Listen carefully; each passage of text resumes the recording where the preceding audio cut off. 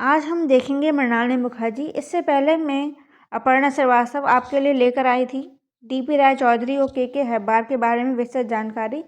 आज हम विस्तृत रूप से पढ़ेंगे मृणालिनी मुखर्जी के जीवन के बारे में और उनकी कला के बारे में। तो सबसे पहले हम देखते हैं प्रस्तावना। मृणालिनी मुखर्जी का जन्म 1949 में हुआ था और इनकी मृत्यु 15 फरवरी 2015 में हुई थी। एक भारतीय मूर्तिकार रही हैं और अपनी विशिष्ट समकालीन शैली और रंगे और बुने हुए हेम्प फाइबर के उपयोग के लिए जानी जाती हैं, जो मूर्ति कला के लिए एक अपरंपरागत सामग्री है। यानी कि इससे पहले अनेक कलाकार हुए हैं जिन्होंने मूर्ति कला में अनेक माध्यम को प्रयोग किया है, जैसे कंक्रीट है, मिट्टी है, सीमेंट है, पत्थर है। तो पर इन्होंने ऐसा नहीं किया। इन्होंने अपरंपरागत सामग्री यानी कि इन्होंने कुछ नया क्रिएट किया। हेम्प फाइबर से इन्होंने मूर्तियाँ बनाई हैं। उनका करियर 1970 से 2000 के दशक तक 4 दशकों तक चला था। मुखर्जी के कार्यों का संग्रह आधुनिक कला संग्रहालय ऑक्सफोर्ड में सार्वजनिक संग्रह का एक हिस्सा है।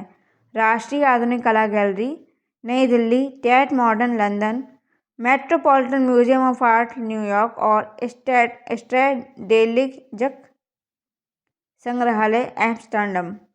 कलाकार का व्यक्तिगत संग्रह एशिया आर्ट आर्काइव की वेबसाइट पर आप डिजिटल रूप में देख सकते हैं। मृणालिनी मुखर्जी का प्रारंभिक जीवन और शिक्षा। तो सबसे पहले है यहाँ का इनकी जो मुखर्जी का जन्म हुआ था 1949 में मुंबई, भारत में।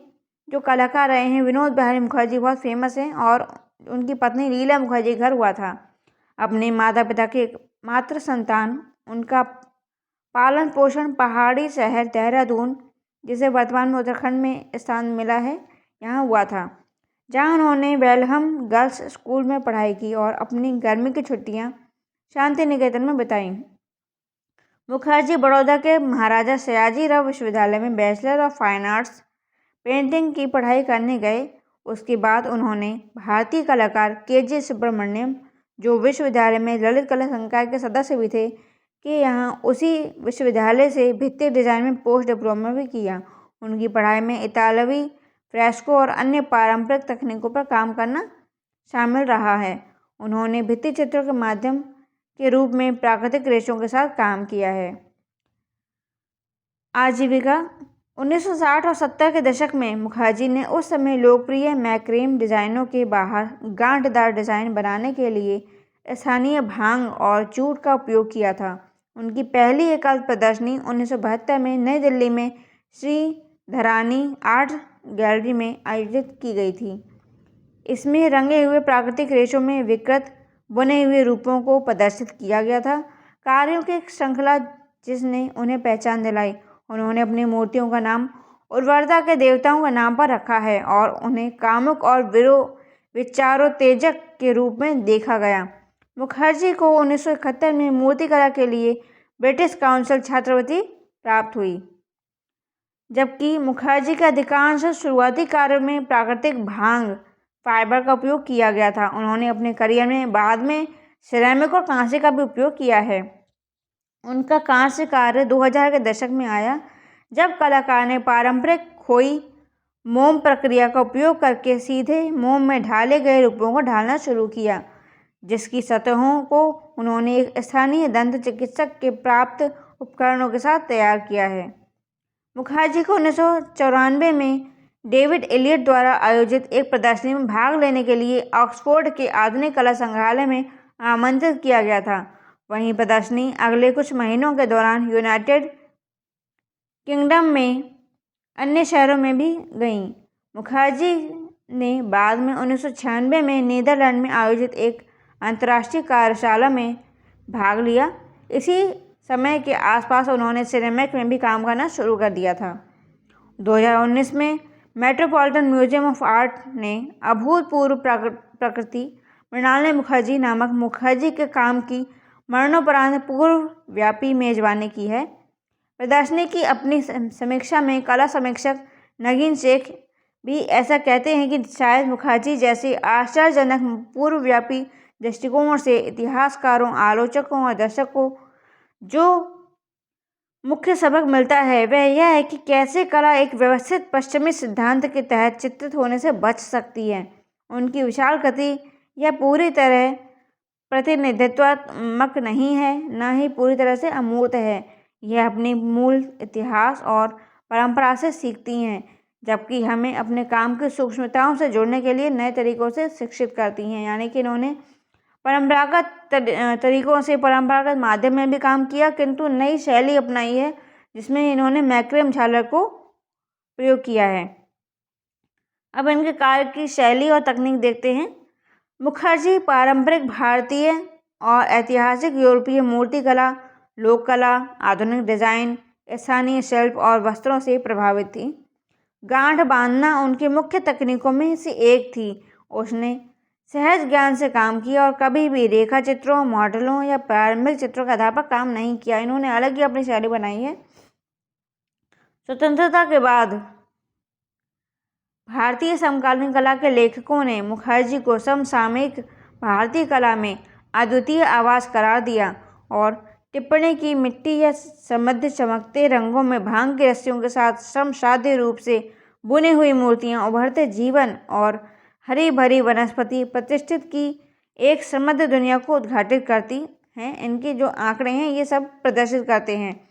फालिक रूपों में प्रकट कामुकता के स्वर को स्वीकारते हुए उन्होंने रहस्यमय तह और छिद्र, जटिल मोड़ और पर्दे जोड़े। उनके काम में एक कामुक स्पर्शनीय गुणवत्ता है जो दर्शकों पर एक आश्चर्यजनक पकड़ बनाती है। मुखर्जी ने के.जी. सुब्रमण्यम से पढ़ाई की और उनकी कलात्मकता से काफ़ी प्रभावित हुई थी। अपने ऊपर सुब्रमण्यम के प्रभाव के बारे में लिखते हुए सोना खुल्ला ने वर्ल्डली एफिलिएशंस मुखर्जी में लिखा, जो एक पूर्व छात्र हैं। जादुई और सांसारिक वातावरण बनाने के लिए जूट, लकड़ी, रस्सी और गाय के गोबर का उपयोग करें। दृश्य भाषा और निवेश के साथ उनकी आविष्कारशीलता, साधारण सामग्री, सुब्रमण्यम के शिक्षण, लेखन और कला निर्माण की विरासत। के.जी. सुब्रमण्यम की कला में जो विरासत है वो हम मुखर्जी की कला में देख सकते हैं। कला इतिहासकार और स्वतंत्र क्यूरेटर दीपक अनंत ने भी मुखर्जी की मामूली सांसारिक सामग्रियों के प्रति रुचि को सुब्रमण्यम से उनके प्रभाव और बदले में भारतीय कारीगर शिल्प के इतिहास के लिए जिम्मेदार ठहराया। गांठें अनेक हैं लेकिन धागा एक है। शीर्षक निबंध में अनंत ने लिखा, मानो वनस्पति क्षेत्र के साथ सामंजस्य बैठाते हुए जहाँ से उनका माध्यम निकला है, मुखर्जी के काम का प्रमुख रूपक पौधों के जैविक जीवन से आता है। सुधार करना एक रूपांकन या छवि पर जो उनके शुरुआती बिंदु के रूप में कार्य करती है। काम का क्रमिक खुलासा स्वयं एक पौधे की परिपक्वता के लिए सरगर्मी के अनुरूप हो जाता है। यानी कि इन्होंने जो प्राकृतिक स्वरूप हैं, प्राकृतिक सामग्री है, पेड़ पौधे हैं, उनकी जो रस्सियाँ हैं, उनसे बनने वाली रस्सियाँ हैं, उनको एक गांठ के रूप में बांधकर वनस्पति के साथ एक अलग ही सामंजस्य बैठाया है और उनके जैविक रूपों को जीवंत कर दिया है। मृणालिनी मुखर्जी की जो कला पर प्रभाव था उसको देख लेते हैं। के.जी. सुब्रमण्यम द्वारा प्रतिपादित शिक्षा शास्त्र के संदर्भ में मुखर्जी का उच्च कला के बजाय पारंपरिक रूप से अपने शिल्प से जुड़ी सामग्री में काम करने का निर्णय उनके शिक्षक के आधुनिकतावाद में मुख्य ध्रुवता को दूर करने के सचेत प्रयासों को दर्शाता है। भारत में पारंपरिक कारीगर कौशल की अत्यधिक समृद्धि और निरंतर वास्तविकता और लोकप्रिय स्थानीय मुहावरों की व्यापक बहुमुखी प्रतिभा को देखते हुए, यानी कि इन्होंने जो प्रभाव अपने शिक्षक के.जी. सुब्रमण्यम से सीखा था उससे जुड़ी हुई इन्होंने आधुनिकता को एक नया ही रूप दिया। यानी कि प्राकृतिक सामग्री को भी यूज़ किया है और प्राकृतिक जो पेड़ पौधे हैं, जैविक जीवन है, उन सभी को उन्होंने बहुत अच्छे तरीके से जीवंत रूप दिया। निधन, मृणालिनी मुखर्जी को नई दिल्ली में national gallery of modern art में 2015 की पूर्वव्यापी प्रदर्शनी से पहले अस्पताल में भर्ती करा गया था। एक सप्ताह बाद 65 वर्ष की आयु में उनकी मृत्यु हो गई थी। यानी कि ये एक एग्जीबिशन करने पहुंची थी और उसी दौरान इनकी अस्पताल में भर्ती हुई और डेथ हो गई। इनके सार्वजनिक संग्रह देखते हैं कि कहाँ कहाँ इनकी आप जो है कलाकृति हैं वो देख सकते हैं। सार्वजनिक संग्रह आधुनिक कला ऑक्सफोर्ड में देख सकते हैं। यॉर्कशायर मूर्तिकला पार्क यॉर्कशायर में, स्ट्रेडेलिजक संग्रहालय एम्स्टर्डम में, राष्ट्रीय आधुनिक कला गैलरी नई दिल्ली में देख सकते हैं, ललित कला अकादमी नई दिल्ली में देख सकते हैं, रूपंकर कला संग्रहालय भारत भवन भोपाल में देख सकते हैं, ललित कला संग्रहालय पंजाब विश्वविद्यालय चंडीगढ़ में, भारत पर्यटन विकास निगम नई दिल्ली में, इंडिया इंस्टीट्यूट ऑफ इम्यूनोलॉजी नई दिल्ली में देख सकते हैं, Ted modern art gallery London में देख सकते हैं, सरकारी संग्रहालय और आर्ट गैलरी चंडीगढ़ में देख सकते हैं, आधुनिक कला संग्रहालय न्यूयॉर्क में देख सकते हैं, metropolitan museum of art New York में इनकी कलाकृतियों को देखा जा सकता है। मुखर्जी से संबंधित कुछ मुख्य तथ्य हैं जिनके बारे में आपको बताना चाहूँगी। वह पहली महिला कलाकार थी जिनके कार्यों को वर्ष 1986 में सिडनी बिएनाले में प्रदर्शित किया गया था। वर्ष 1994 में उनकी कलाकृतियों को museum of modern art Oxford में प्रदर्शित किया गया था। वह वर्ष 2012 में रुबीना करोडे के किरण नडार म्यूजियम ऑफ आर्ट द्वारा आयोजित group exhibition crossing time unfold part second की एक हिस्सा बनी थी।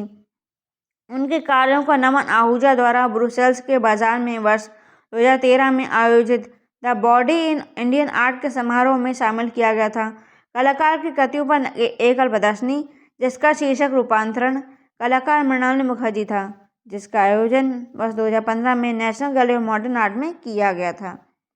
अब हम इनकी जो मूर्ति शिल्प कलाकृतियाँ हैं उनको देख लेते हैं। इस चित्र में आप देख रहे हैं कि शिवलिंग का एक फॉर्म दिया गया है। ये 2014 बना हुआ है, ब्रॉन्ज में बना हुआ है। ये जो यहाँ पर चित्र आप देख रहे हैं पर ये मूर्ति शिल्प है और इसमें ब्रॉन्ज की जो पतली पतली पत्तियाँ होती हैं उसको एक शिवलिंग के रूप में तैयार किया गया है। और जैसे कि आप शेषनाग के रूप को भी देख सकते हैं यहाँ पर कि किस तरह से यहाँ पर ब्रॉन्ज की पत्तियों को पतली पत्तियों को किस तरह से अरेंज किया गया है। तो ये इनकी कला को एक अद्भुत रूप प्रदान करता है। यहाँ पर अनटाइटल है, ये एचिंग वर्क है इनका। तो एचिंग वर्क में आप देखिए कि यहाँ पेड़ पौधों को एचिंग के द्वारा दिखाया गया है। रेखाएं बहुत महीन दिखाई गई हैं और इसमें केवल ब्लैक इंक का प्रयोग किया गया है। ये है फ्लोरेसेंस सैरमिक में बनाया गया है ये। और इसमें आप देखिए कि जो समुद्री शैवाल होते हैं उनको एक रूपायित किया गया है यहाँ पर, और ये जो है सैरमिक में बना गया एक मूर्ति शिल्प दिखाई देता है। ये जो मूर्ति शिल्प है arboreal enrichment night bloom second and forest flame fourth. तो यहाँ पर हेम्प और जूट और आयरन नेस्टैंड, यानी कि आयरन नेस्टैंड पर आप देखिए, मैं जूम करके दिखाती हूँ कि आयरन नेस्टैंड में एक आर्मेचर की तरह उसको यूज़ करके हेम्प और फाइबर, यानी कि फाइबर जूट का फाइबर है और हेम्प, तो इन दोनों को ही इन्होंने एक बुनकर गांठ लगाकर और एक अलग ही कलाकृति का निर्माण किया। जैसे कि ये केले का वृक्ष लग रहा है, यहाँ पर एक मक्के का पौधा लग रहा है, और यहाँ ये जो तीसरा है, तो तीसरा आपको लग रहा है यहाँ पर ये जो तीसरा है,